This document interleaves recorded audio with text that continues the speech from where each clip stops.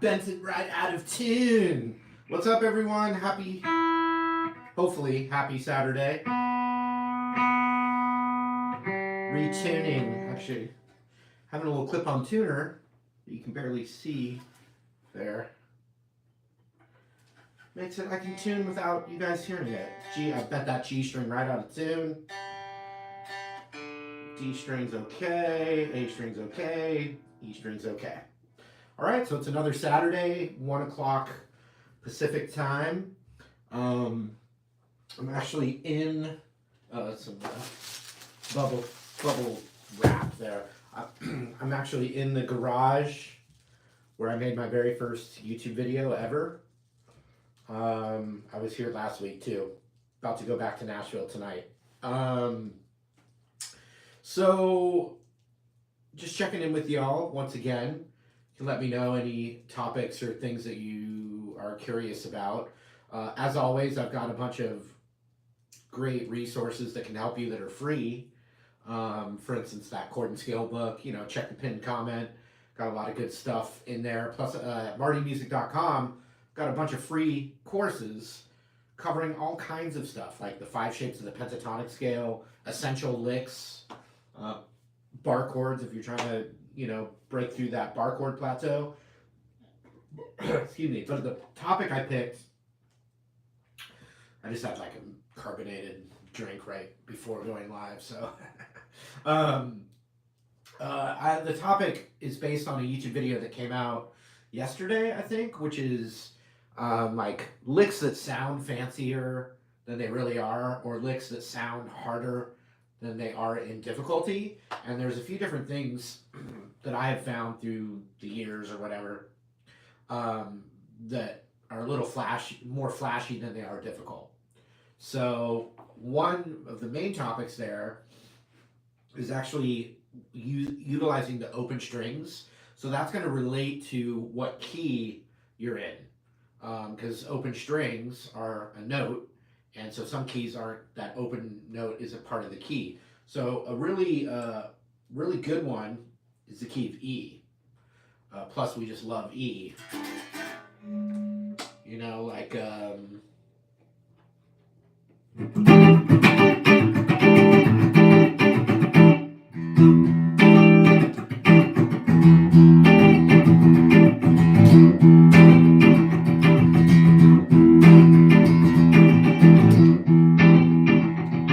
I have a little groove there, but the open high E string.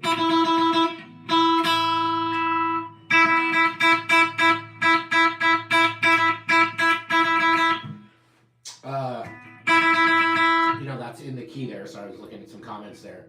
So if you know the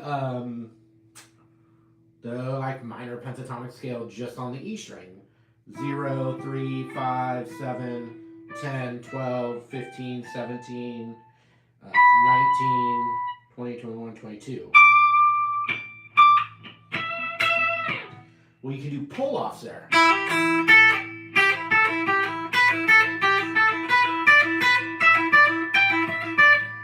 In any combination. So right now, I'm just going to do, with that groove, the minor pentatonic on just the high E string with pull-offs to the open string, and just different combinations you can do where you can get creative with that.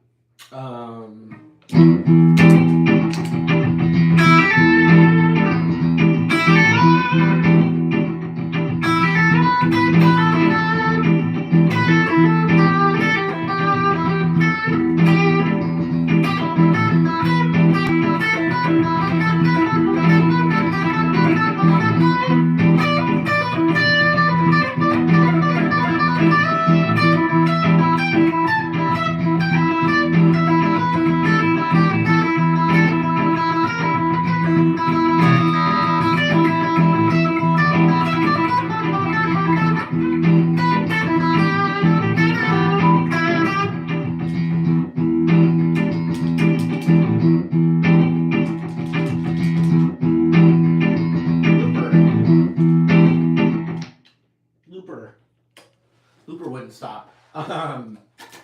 Starting back up again. So that was just on the high E string with literally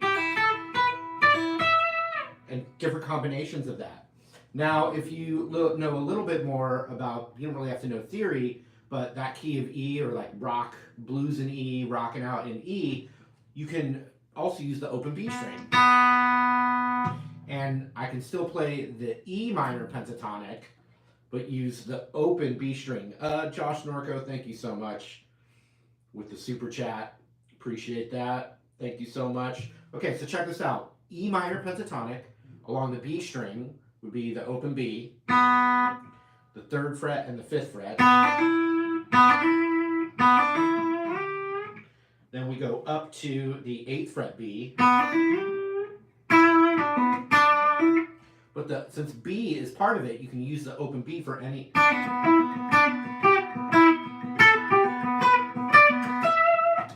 So that would be open B, 3rd fret, 5th fret, 8th fret, 10th fret, 12th fret.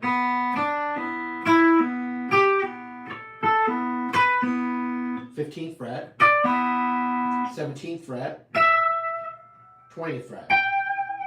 But all with the open B as well as part of that. So let's see if we went still the key of E.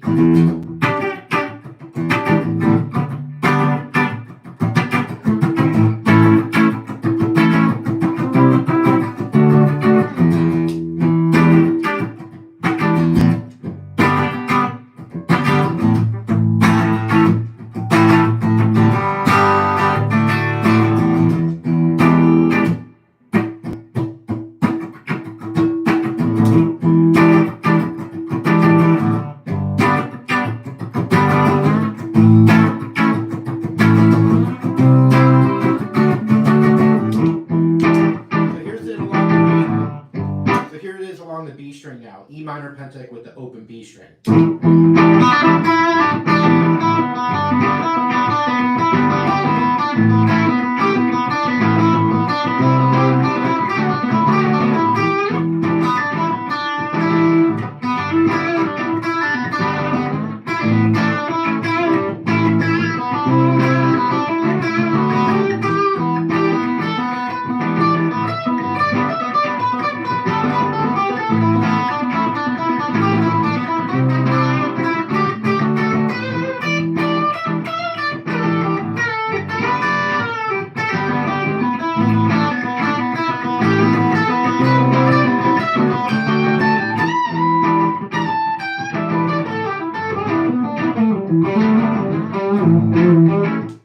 So, at that little last part there, I just went back to my normal, just how to solo in E. So you don't have to just stay on that one little concept. So I've done two so far, two concepts here. Still in the key of E. I did the open E string, and then I'm familiar with the E minor pentatonic on that E string.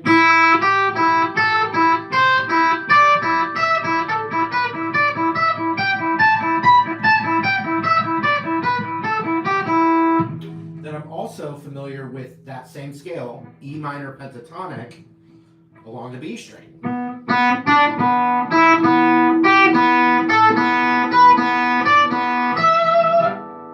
Right? So I did both of those. But now what I'll do with that same loop, Chris Compton, thank you so much.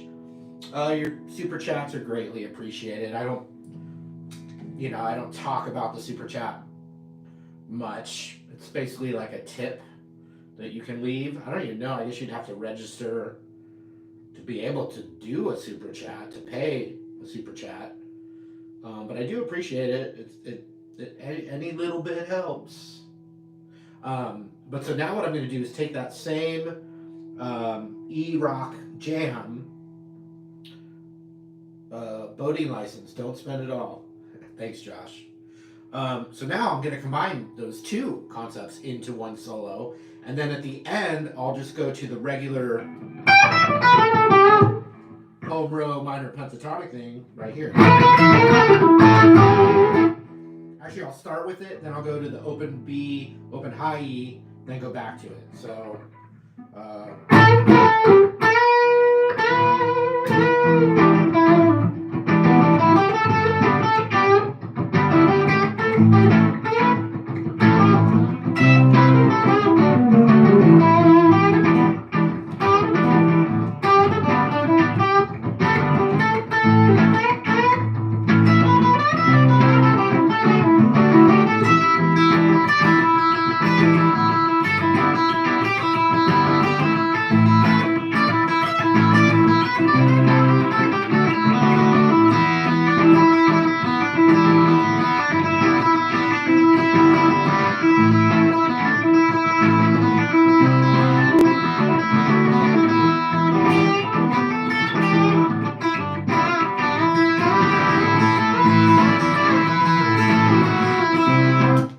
one little thing that I just added there was I played the E minor pentatonic along the B string,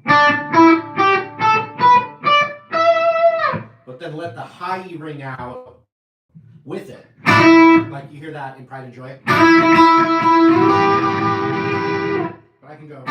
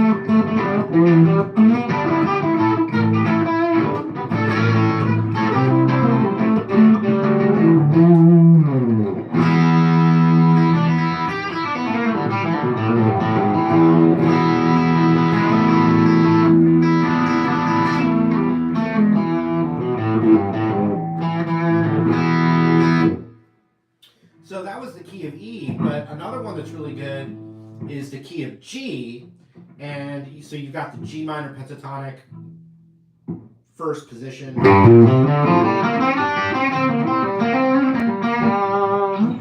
octave up here, which would have the root on the 15th fret high E.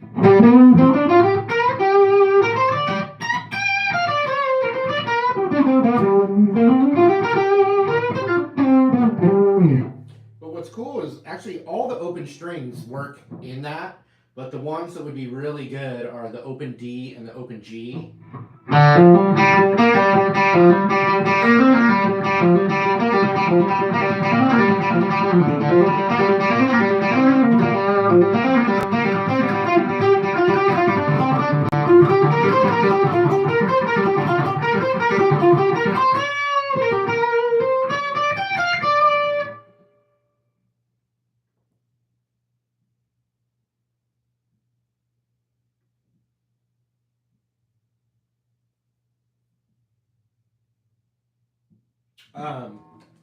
So let's see, pulling off between the 3 and the 5 on the D string.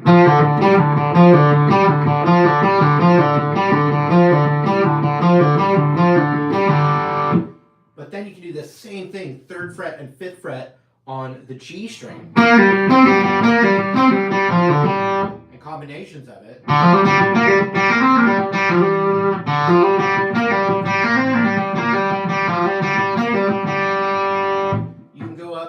On the 10th fret, because it's from that A root position of that. So the 10th fret between 10 and 12 on the D and 10 and 12 on the G. And that's like a higher interval jump from the open string.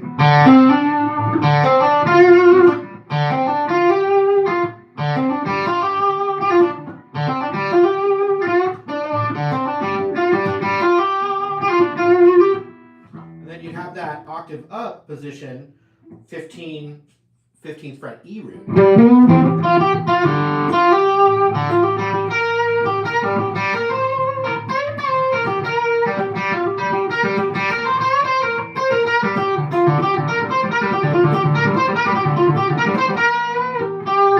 Bring dat booty super chat. Thank you. I appreciate that. Bring dat booty super chat. Very kind of you to bring dat booty. Multiple meanings there, right? Booty, booty, booty. Anyway, yeah, appreciate that. So that would be another one, just utilizing the open strings. Very, very cool for some tricks here. I'll do the key of G just to mix it up here. Let's see.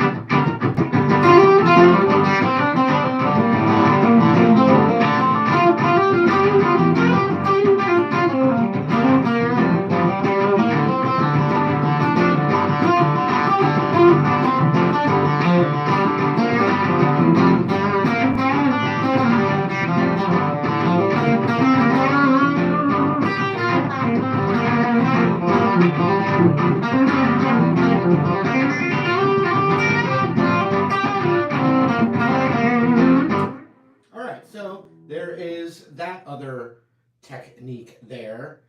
Looking at your comments. Um,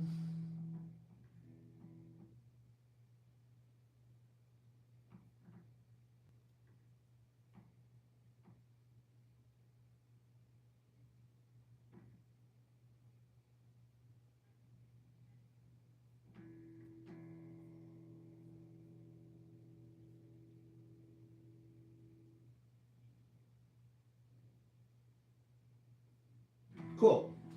Let me know other topics. So another thing I want to talk about while we're here is that more legato playing. So I'll stay in G. Let's see. Okay. So another thing that you can do to play faster is don't pick every note of the scale. So if I have the G blues scale, for instance, right, that would be 3 to 6 on the E string, and then with the blues note, 3, 4, 5. Then 3 to 5 on the D string, and then on the G string, 3, 5, and 6.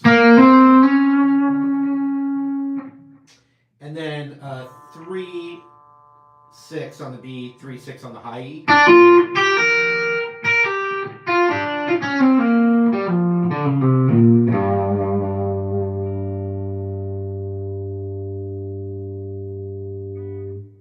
right.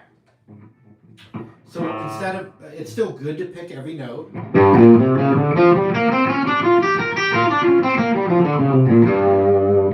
But if you start practicing where you pick one note and then hammer on and pull off the notes on that string, you can play twice as fast. So you could do, so that was 2 notes with 1 pick. Then I go to the A string and I do 3, 4, 5 with 1 pick. Thank you, Greg Levinson. Appreciate you for the super chat. So once again, hammering on. Then this one. Then on the D string, it's just 3, 5, but you can hammer it. So you put those together. So did you see how I didn't pick every single note? I tried to pick that fast. I'm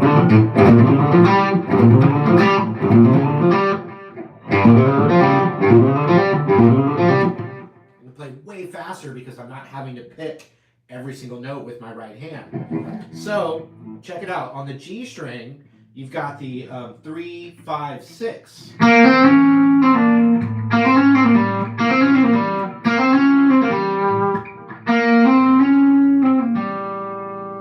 So that was 1 pick, and I played 1, 2, 3, 4, 5, 1, 2, 3, 4, 5, 6 notes with 1 pick.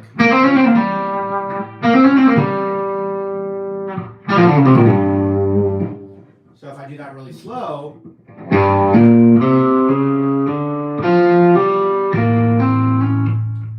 hit an open string there.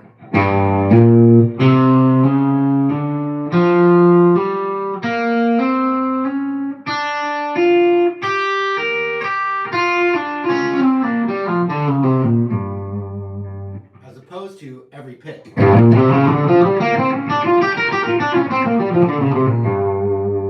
And yeah, you do want to practice alternate picking and picking as cleanly and as fastly as you can, but this is just another technique to look out for, which I guess is called legato picking or legato style, meaning not picking every note.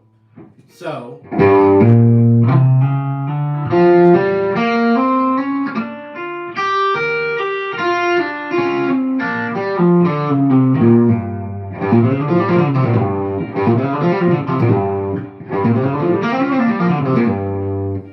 look at my right hand, do that a little slower.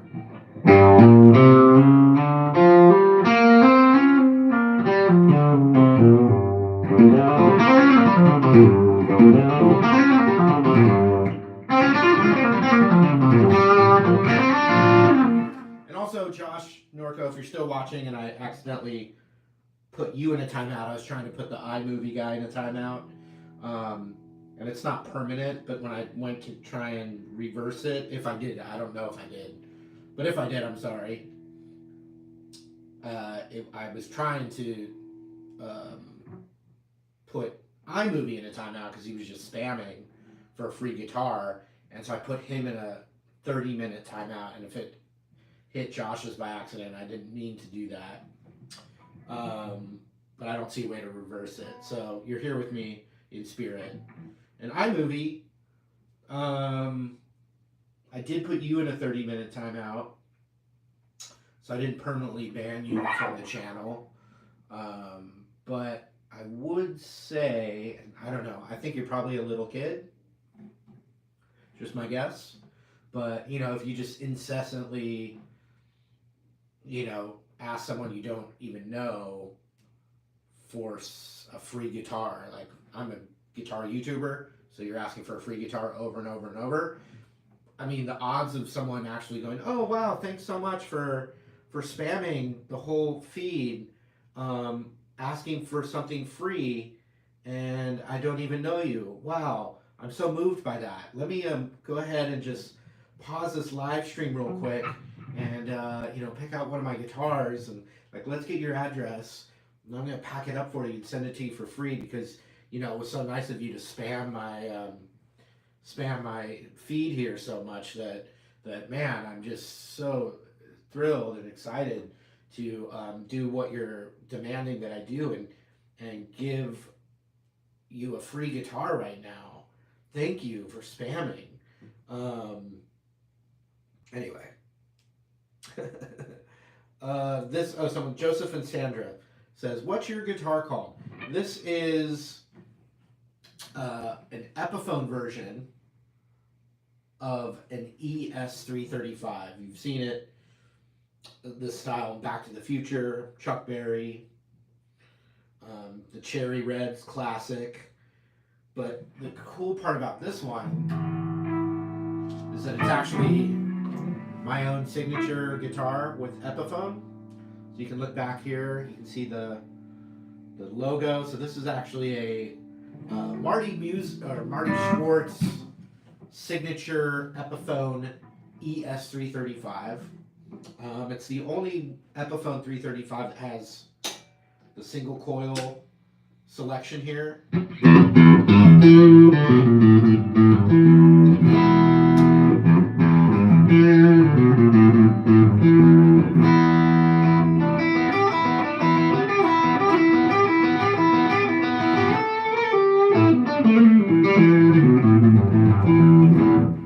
Kathy G, you're asking if I sketched that logo of myself, and no, I did not. Although originally it was a black on white, but now it's quite fitting since my beard is mostly gray, and it's white over the back there. No, I had a great artist rendered that, and I thought it was really well done. It's nice and clean. It's obvious that it's me, so I went with that quite a few years ago. Actually, so you can see that right there, the logo, and that right there.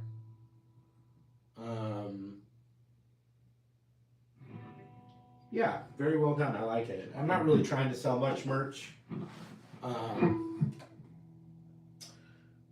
How long have I been playing guitar? I've been playing guitar for about 30, we'll just round it to 30 years. I started playing when I got a guitar when I was 13, and the guitar lessons didn't stick. Wasn't a good teacher. Just at a music store. And then later, around my senior year of high school, I had some friends that were getting pretty good at guitar, and I'm still friends with those friends, and they still play music. One of my best friends from that time, and he's still one of my best friends, his name's Brian Rashap. I also have another friend named Brian Smith. I have a lot of friends named Brian and Dave, Brian's very classic Gen X names. But my friend Brian Rashap, Rashap, Brian Rashap, um, we've been really close friends since about third grade. And he got good at guitar before me. And so around high school time, I had started messing around with harmonica, and he could play rhythm for me. And I was just kind of, just teaching myself learning harmonica. I really liked the band Blues Traveler at the time. I've mentioned that a lot. But through that osmosis and hanging with my friend Brian Rashap, originally, he showed me some uh, some of the basic chords. I got them down, not in one day, but I got those down. Then he showed me the bar chords, and I was like, thought they were really, really difficult, and I kind of worked through those. Then he taught me the minor pentatonic scale, and I could barely play it. But yeah, he kind of showed me a lot of those fundamentals as just a buddy showing me fun stuff. Um, Something cool about Brian now, because we're old, middle-aged dudes now, but he plays bass. He evolved. He still plays guitar, but he plays a lot more bass these days. And he plays bass in an amazing band called the Mother Hips, who've been around since we were first learning guitar. So he's not an original member of the Mother Hips. They're a few, maybe like the Mother Hips are like 5 years older than us or something. But they're a great band you should check out. But he joined them at least, I don't know, probably about 6 years ago. He came in and played bass for them.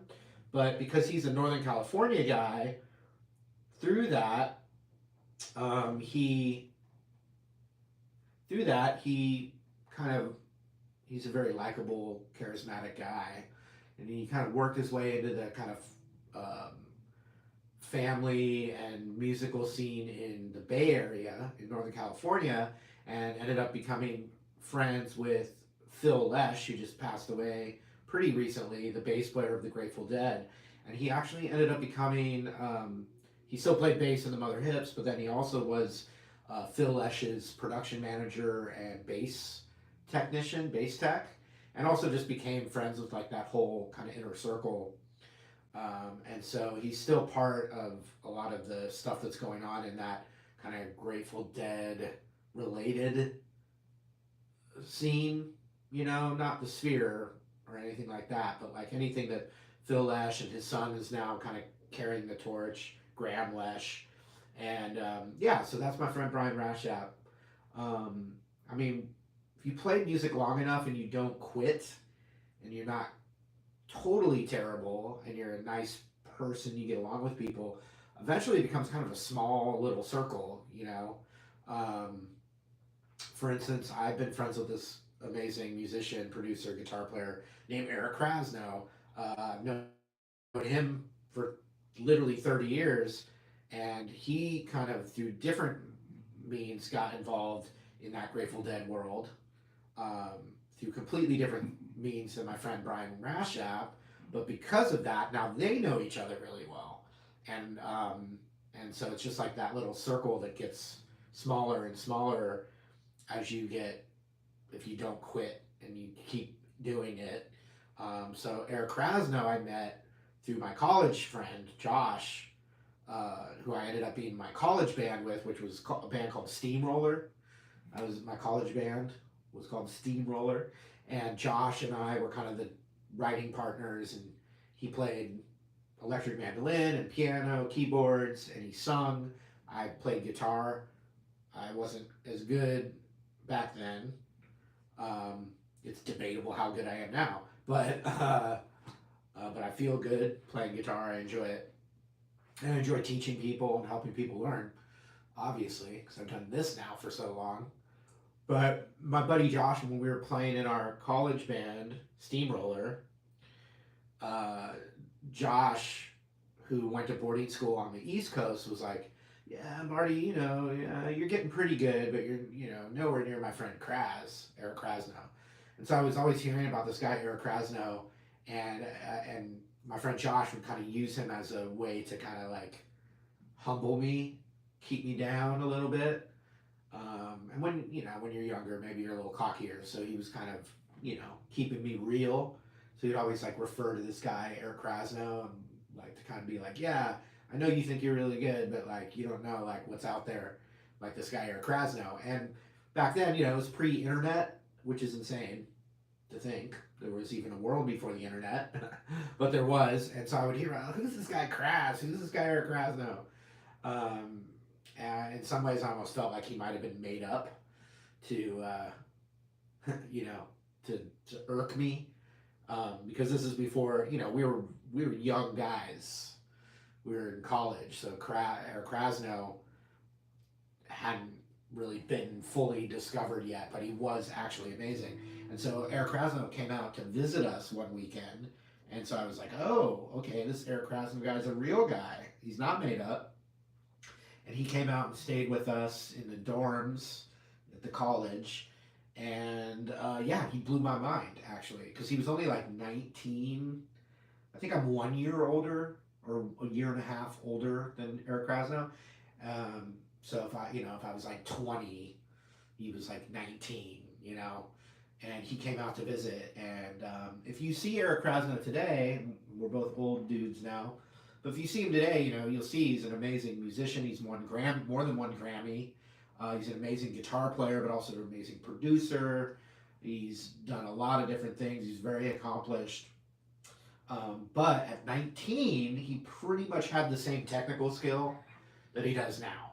So the way he plays now, if you imagine like seeing a 19-year-old play with that much feel and soul and vibe and just like maturity at 19 years old, and there's no internet to see like the little kids that are shredding, there's all those little kid dynamos that we see now, which actually I think I helped create some of those, like my resources helped younger kids get better quicker. So I'm not responsible for them, but I played a part in some of those crazy kid dynamos that you see out there, which I'm proud of being there, but for that. But so Eric Krasno just super inspired me when I was like 20. And after that visit, he took off. He didn't, I didn't see him for a bunch of years after that, but he took off. And like when he left, I knew my buddy Josh was not BSing me. Like this guy was amazing, way better than me. And, but when he left, I was inspired. I was like, okay, man, I gotta step up. I gotta practice. Not only do I have to practice, I have to like learn how to practice and what to practice, which is very important, very, very important. Learning how to improve, because a lot of people will sit around and play the same thing over and over, and they're not really improving, right? So one thing I'll say on that is you have to be real with yourself on what your weaknesses are, and then actually attack those weaknesses, as opposed to just always playing the same thing over and over. A good example would be bar chords. So more of a beginner example, bar chords. I've heard it over and over, like people go like, I can't play bar chords, so and whenever they get that one bar chord,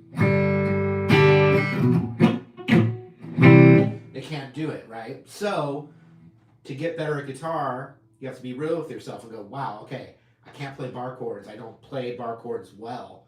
What can I do?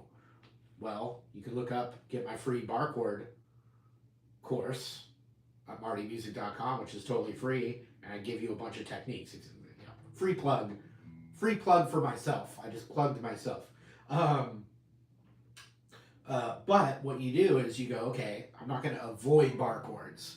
I'm going to play them. And another thing about anything you do, and I'll specifically talk about guitar, is what you want to do, and this will relate to more advanced topics, but this is kind of like how I'm relating to it. What you're going to want to do is go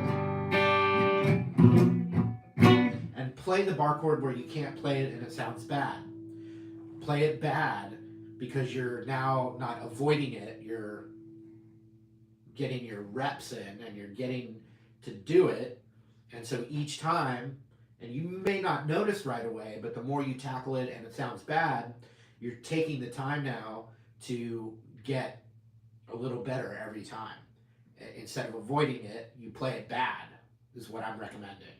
That could go for a scale or a more advanced technique.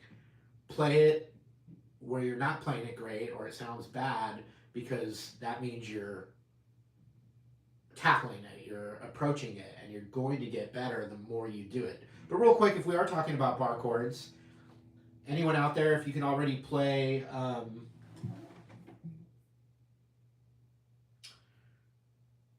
in the middle of a vibe, D1V Levy Duggan, and I like the young uh, brain rot lingo there, kind of mid. I have teenage kid. Well, I have a 20-year-old daughter and a 17-year-old son. They actually don't talk like that, but just because of where I'm at in this thing, I know that silly stuff. Come on, man! I was on a roll. Don't say I'm mid. Give me a little hi, Levi. Give me a little space here, bro. Let me do my thing. Get out here to do my thing. Yeah. 1, 2, 3, 4.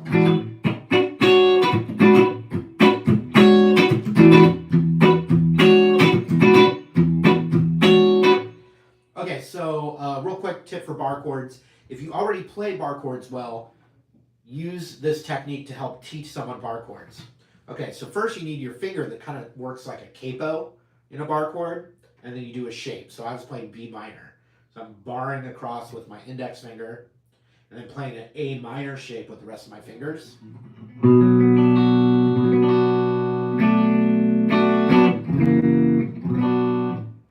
So there's a way to deconstruct that to then improve it. And one of those is, well, here's just tips. Instead of using the thicker pad part of your finger for a bar chord, you want to use the side of your index finger. There's not as much tissue there. It's more bone.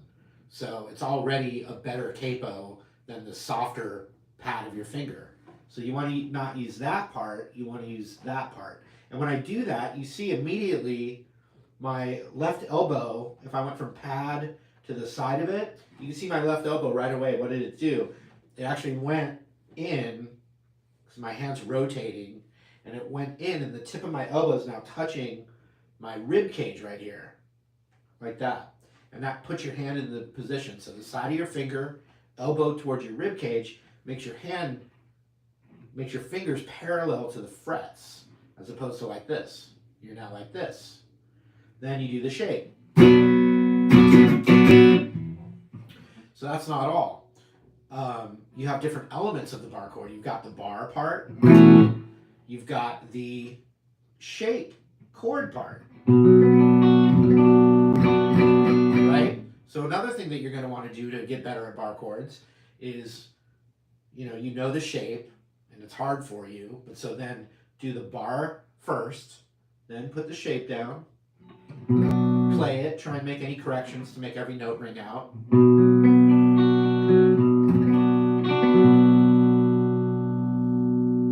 Okay, cool.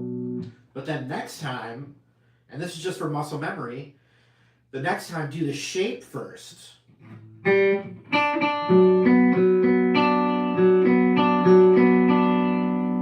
do the bar. And make corrections to make that chord ring out. So now what we're doing is deconstructing the different elements, the ingredients of a bar chord. Is like a finger bar, the shape, the elbow. There's different things involved to get you to play it right. So one time bar first, then the shape. Next time you work on it, do the shape first, then the bar. Then the next time, try the whole thing at once, right? And then a guitar teacher named Lewis Wynn, when I was in college, taught me this great thing that I taught little kids over and over and over. I would joke with the freeze spray. I make a pretty good spray sound. And actually, it's funny, the dogs here, I can make that sound with my mouth and they think it's the spray bottle and they like flinch, like I'm gonna, like when they're naughty, they're gonna get sprayed. I go, and they like behave. It's really funny because I don't have to spray them with a spray bottle. They just hear the sound. It's pretty funny.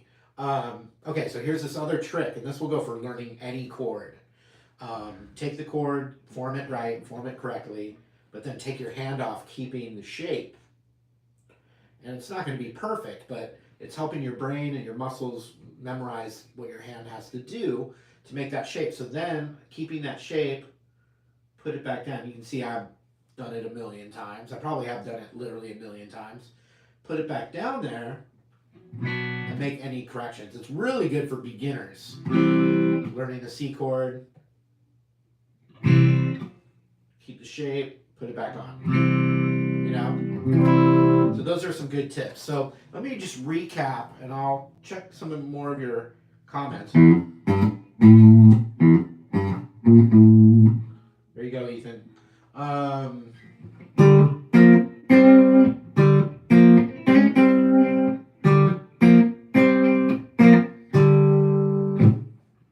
So when I was in high school and people were starting to learn guitar, the main riff that people would play back then, so this was the late 80s, early 90s, would have been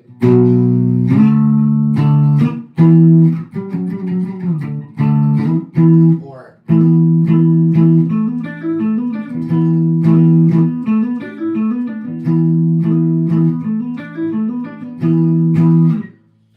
and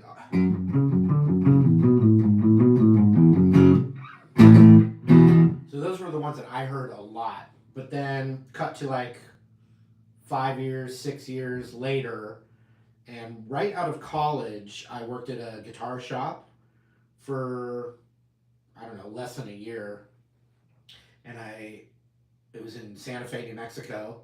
And it's cool because that guitar shop, it's a independently owned shop, so not a Guitar Center or Sam Nash or anything like that. And that guitar shop is still there in Santa Fe, New Mexico. It's called the Candyman Strings and Things. And I worked there for a year. And so that would have been about 1997, 98. And so in 90, let's just call it 98. In 98, tell me in the comments what you think the most played guitar store riff was. There's never been a time in my life where it was Stairway to Heaven. That's just a joke that's in Wayne's World, which is an awesome joke. But tell me in the comments what you think the most played guitar store riff was in 97 and 98 when I worked at a guitar store. As soon as I see it, I'll play it. And it was not Seven Nation Army. Seven Nation Army, someone tell me in the comments the year Seven Nation Army came out. Because I think it was after 97 or 98. I think it was later.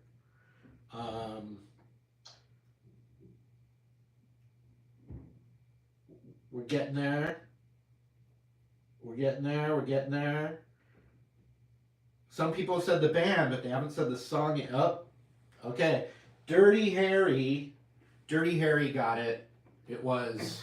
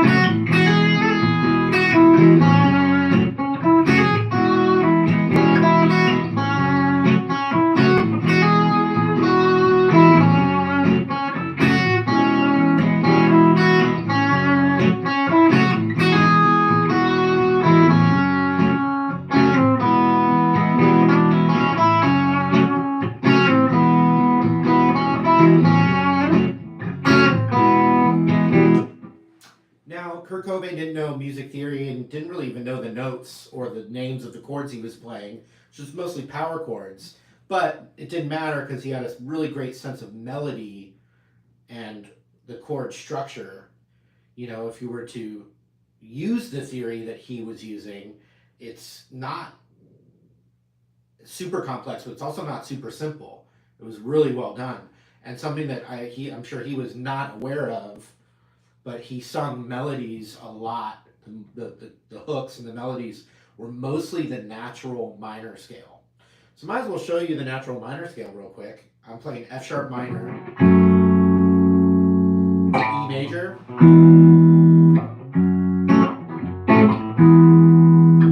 and so you can play the F sharp minor pentatonic,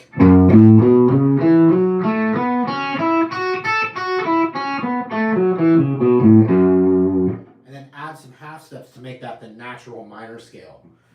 We're going to add the 4th fret E string, so that'd be 2, 4, 5, and then on the A string 2, 4, 5.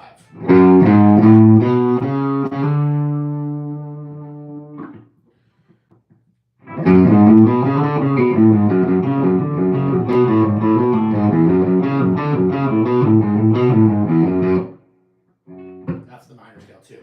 So then on the D string it's 2 to 4. Then we got to do a little finger switch. 1st fret G. So 1, 2, 4.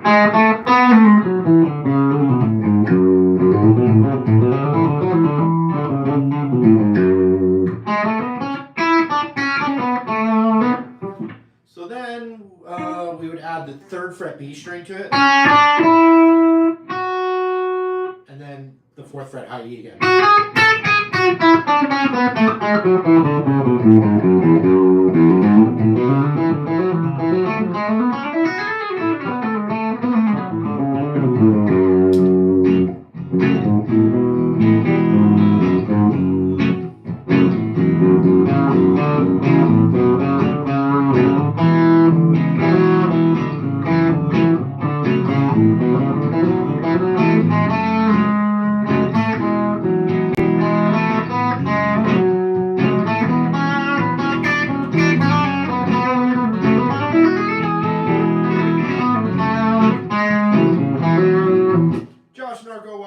I didn't mean to put you in a timeout. I was trying to put the other guy in, and then the comments were scrolling, and I'm playing guitar, so forgive me. Guthrie Govan's one of the most incredible guitar players alive that ever has lived, but I don't know any of his stuff. So you can keep requesting it, but I don't know it. So you can keep requesting, but it's not going to happen because I don't know the song, don't know the title. I don't know one title of one of his songs. But any clip I've ever seen of him play is absolutely insane, true virtuoso, no exaggeration, true virtuoso, Guthrie Govan. I mean, just, he's top of the top. Okay, so, I was playing the melody.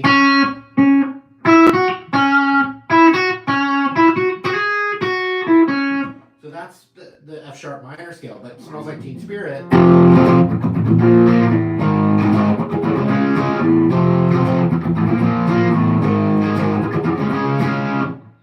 That's the minor scale as well. It's F minor instead of F sharp minor, but that melody.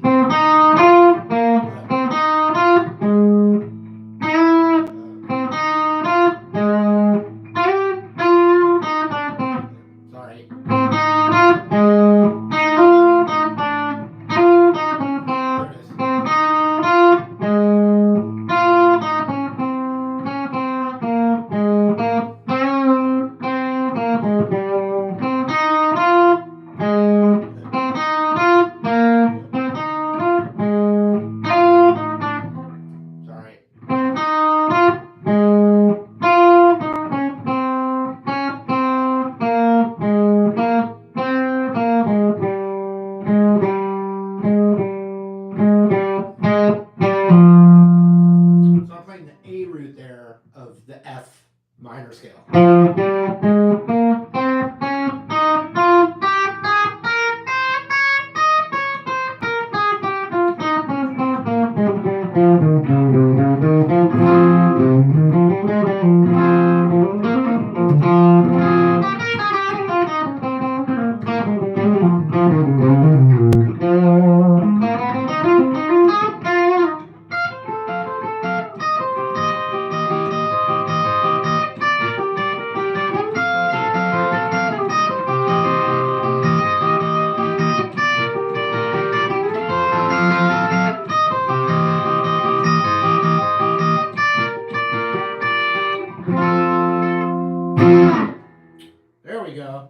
Throw some Coldplay for you. Voodoo Child, I don't have a wah pedal.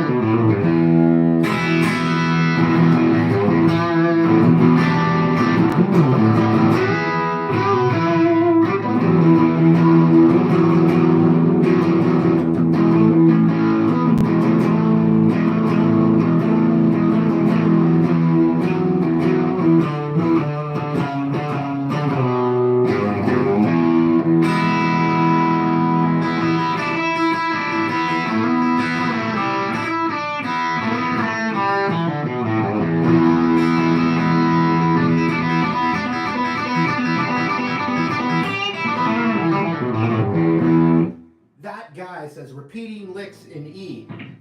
One of the best ones ever is the open high E. That's it. Open high E. No. Open high E. Then this is the E minor pentatonic pull off on the 3rd fret B to open. And I'm picking the high E. Then I'm doing the pull off. So let's see, I'm doing a downstroke on the high E. And then with an upstroke, the 3rd fret B pull off.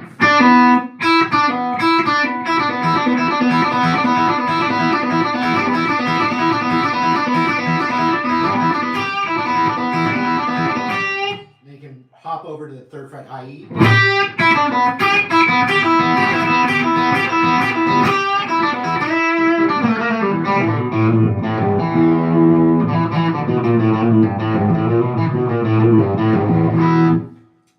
Surf B says, are you just doing YouTube and not Facebook, Instagram Live? Yeah, there was quite a while where I had multiple devices set up. And so I'd go live and hit live on TikTok, live on Instagram, live on Facebook, live on YouTube. I mean, it doesn't really hurt, but YouTube is the only one that actually makes any revenue, ad revenue. And like the live streams aren't like crushing it for me financially or anything. But I might as well just focus on one, and it's the one that's the most important to my brand or whatever. So and it also just makes it easier. So I'm just doing live on YouTube for a while now. But yesterday, I think it was yesterday, randomly, I just went live on Instagram for like 20 minutes just to see what would happen. And I didn't archive it or anything, so once the live was done, That was it. You couldn't watch it back. But I may be doing more just random drop-ins on the other ones. I also saw, I think it was Greg asked, what's up with Patreon. My Patreon's still going. Um, I do a Patreon only live stream the first Saturday of every month. So it's the 29th. So next Saturday, theoretically, I'm visiting my daughter in college. So I might not have a guitar with me. So I might have to push it to the next Saturday, which that is the only time where it's not exact. So I don't have a guitar with me or I'm traveling. But yeah, for $5 a month, you get a private live stream on Patreon only. And what's cool about that is it's just like this, but I pick a topic. Um, Josh Norco, I see you. Thank you again. Um, what was I saying? Patreon only live stream. What's cool about it is it's $5 and it's a live stream, just like this. I'm using my exact same method here. Actually, no, I'll go, if I remember, I'll go horizontal so you can see the guitar better. I'm only doing vertical because it just gets more notifications out there. The algorithm. I don't even know if I really knew the word algorithm when I started making videos. Now it's like the main word. Okay, but the Patreon only live stream, what's great about that is when I do it, there's usually only about 5 people watching live. Like the rest of the patrons from Patreon, they do watch it, and because it's archived, it's saved for them. But like people that actually from Patreon actually go on live to watch that live stream, Patreon only live stream, usually only like 5 people at any time. I think the most would be like 7 people. And so what's great about that is it's like a very intimate little hangout, and I can literally talk to all 7 people and answer any questions. Like there's a topic they're working on, or they just want to talk about random things. Like I can see everyone in that stream. I can see your comment, and so it's got that great personal, intimate connection. That's definitely my favorite thing about it. And since there's a lot of other people that are paying $5 a month, but they're not there live. So it's totally, it's totally worth doing it. And then it is kind of fun actually, since I am getting paid by a lot of other people who aren't there. They're literally paying for a private lesson with the people that are there. So, you can go check that out. That should be actually in 2 weeks though, because only I'm thinking about it now. It's my son's spring break, and we're leaving in a couple hours actually. So I'm gonna go here soon, and I'm gonna play Johnny Be Good for Josh Norco. Um, but yeah, in a couple hours, I'm taking it's my son's spring break. My daughter's spring break was 2 weeks ago, so she's back in school. So I'm taking my son with me, and we're leaving later to go visit my daughter, his sister. We're gonna go visit her at college and have a good time. It'll be my son's spring break, and I'm also before we visit, I am actually directing and producing a masterclass for somebody that it's not for Marty music. I'm just getting hired as a producer, which has been happening a little more lately, which I really enjoy. Diversifying my skills, so to speak.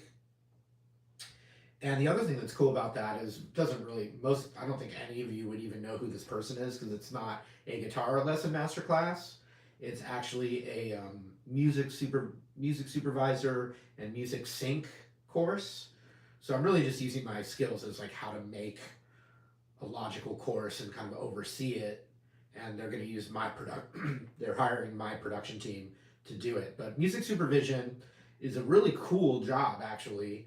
The layman's term of super music vision is the guy or gal that put music and songs into movies and television and commercials. So like that really famous juice commercial that had the Fleetwood Mac song in it, where the guy's skateboarding.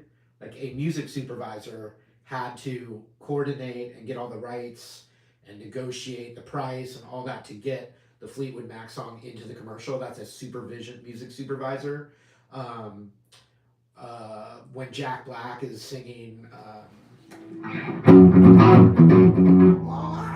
he's singing that in School of Rock, a music supervisor had to arrange all the rights for that. When Shoot to Thrill was in the Iron Man 3, a music supervisor had to do it. And then also, in this modern day and age for a musician, one of the best revenue streams that a musician can get is getting their song placed in a commercial or a movie or a television show. So this music supervisor, the one that I'm going to produce, he's also the courses is for artists and giving them education on how they can take the steps to try and get their music placed, get placements it's called. So I'm going to do that, and I'm going to actually, basically, my son's 17, so I'm basically going to force him to be you got to force teenagers to do stuff, but I'm going to force him to work on the crew of that shoot, because he does do video production and stuff in high school. So I'm going to just make him do it, give him a little experience. So he's on a work trip. But then we're gonna go visit my daughter, and I think we'll probably go see the Minecraft movie, because my kids, if you're a parent out there, your kids definitely more likely than not played a lot of Minecraft at one point. So there's the Minecraft movie with Jack Black. I was singing a made-up Minecraft song to my kids in the dad joke style. It annoyed them in the perfect way. If you guys know the song Pick of Destiny, it's the pick of destiny, child. You know we will be rocking because it's effing insane. It is the pick of destiny, child. So I was singing to my kids, it's the pickaxe of destiny, child. You know we will be crafting because it's effing insane. You know the pickaxe of destiny, child. Anyway, now you're talking to me, Josh Norco. Yeah, so we'll definitely go see the Minecraft movie. And yeah, so anyway, appreciate your support so much. Don't forget, if you check that pinned comment there, you can get a free chord and scale book. Marty Music. MartyMusic.com also has a bunch of free courses, including bar chords and stuff like that. This is the Back to the Future style guitar. So I'll play a little Johnny Be Good for Josh Norco, since I accidentally put him in Marty Music jail. But he got out. He's out on parole right now.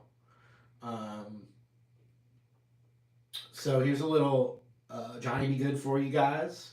Hope you have a great rest of your weekend. I appreciate your support. However long you've been supporting, watching, really appreciate you. In fact, you have helped me pay for that college that my daughter is at. And that was why I started making YouTube videos in the first place. I was regretting doing music for a living at that point, having kids. Not playing music, but just like having that be my main financial stability was not wise. In your 20s, it doesn't matter, but then you start to have a family and a mortgage and all that, and think about paying for college and all that stuff. You kind of start to rearrange your priorities. So it was right around the time that I started making videos with no plan, but started to do it. So any support you've given, whether you're watching right now, just started following, or followed me for the last 17 years or 10 years or whatever it is, thank you. I couldn't do it without you. And I intend to keep going. So here's Johnny Be Good, and then we'll get out of here. All right. Let's see.